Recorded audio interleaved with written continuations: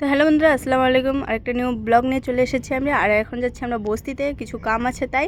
আর ওর খাওয়াটা দেখো কিভাবে খাচ্ছে। ওর খাওয়াবে ভিডিও করতে গিয়ে আমার একদম মানে চোখের মধ্যে সূর্যটা এসে লেগেছে, মানে একদম ডাইরেক্ট। এই দেখো কিভাবে সূর্যটা এসে লেগেছে, দেখছো? তো আমরা এই দেখো ফাঁকা রাস্তা, আমরা কাজটা শেষ করে আমরা একদম চলে এসেছি বার্থডে বাড়িতে একবারে।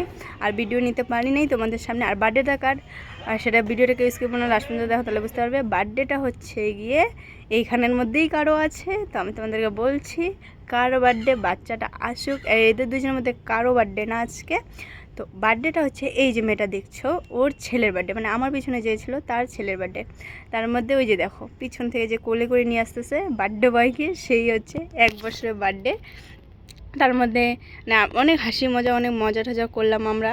আর তার একটু পরে আমি একটা ফটোশ্যুট নিয়ে নিয়েছি। এই যে দেখো ফটো খুবই খুবই সুন্দর লাগছে আমার কাছে, তাই আমি বললাম তোমাদের সঙ্গে শেয়ার করা যাক। তারপরে এই যে বার্থডে কেক 1 বছরের, ঠিক আছে। সেটা নামের কথাটা আমার মনে নাই, এখানে কী লেখা ছিল সেটা আমি ভালোভাবে দেখতে পারলাম না। তো এই যে দেখো বার্থডে। আর যা যা দেখে থাকো অবশ্যই কমেন্ট করবে। তারা বাবা আর ছেলে কেক কাটতেছে, তার মধ্যে মোমবাতিটা নিভায় নেই। পরে যখন সবাই বলতেছে আরে মোমবাতিটা তো নেবা, পরে নিভিয়ে দিল। এই যে দেখো তার মধ্যে হচ্ছে আমাদের এই ইয়েটা ফাটতেই ছিল না, যখন কেক কাটা হয়ে গেছে তারপরে ফেটে গিয়েছে।